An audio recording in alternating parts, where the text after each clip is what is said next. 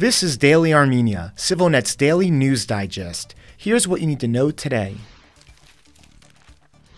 Prime Minister Nikol Pashinyan had a lot to say this weekend about the bellicose rhetoric coming out of Azerbaijan, declaring that recent statements from Baku are a serious blow to the peace process. He detailed several reasons why, including Azerbaijani President Ilham Aliyev's demand that Armenia permit a corridor without any customs controls, which Pashinyan says contradicts the logic behind mutual recognition of territorial integrity. Instead, Armenia is ready to ensure Azerbaijan's connection with the Nakhichevan exclave under the same conditions as Iran, which would include a railway and a road with customs. Pashinyan dismissed Aliyev's claim that the 2020 ceasefire declaration specifies Armenia must provide free access through its territory without checks by arguing the statement's relevance has been nullified by the actions of Russia and Azerbaijan in ethnically cleansing Nagorno-Karabakh. Further, he said that when reading over Azerbaijan's current proposals for a peace treaty, he sometimes gets the impression that it is trying to create a document that legitimizes future wars. Pashinyan also pointed out that Azerbaijan has occupied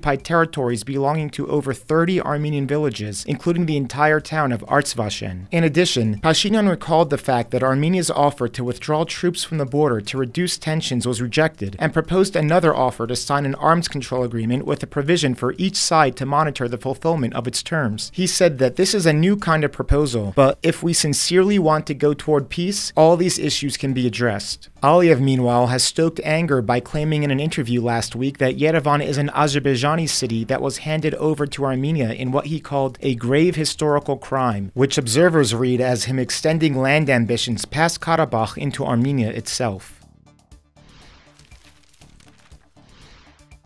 Despite the setbacks in peace talks, the next meeting of the Armenian and Azerbaijani Joint Border Demarcation Commissions is expected to take place sometime at the end of January, Deputy Prime Minister Meher Grigoryan told the Radio Free Europe news agency today. He stated that there are plans to discuss draft resolutions on the Commission's joint activities, which will lay out what legally relevant documents and maps should be used in their work. President Aliyev said last week that the demarcation of the border with Armenia's Tavush region will be on the meeting's agenda, which is the location of a number of Soviet-era Azerbaijani exclaves within Armenia that Aliyev is demanding control over. The previous meeting of the commissions was held on November 30th in that area along the border.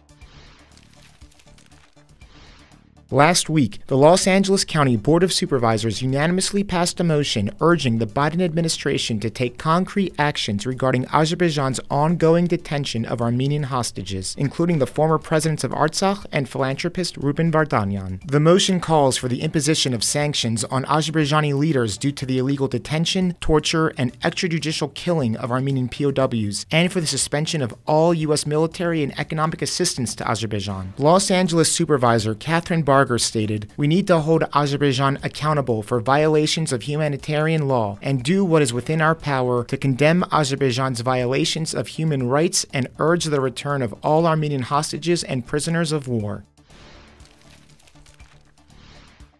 Did you know that Estonia has had an Armenian community since at least the 1800s? The population continued to grow, but was prevented from organizing around their ethnicity until the fall of the Soviet Union. The first Armenian Apostolic Church was then opened in Tallinn in 1993 as a religious and cultural center, and community life has been developing ever since. You can check out our new article on the history of Estonia's Armenians via a link in the video description, and on our website, civilnet.am.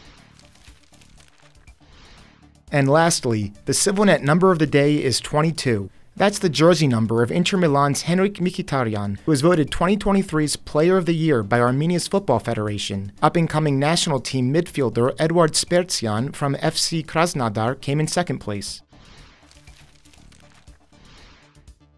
And as always, please follow CivilNet for the latest news and independent reporting from our contributors on the ground here in Armenia.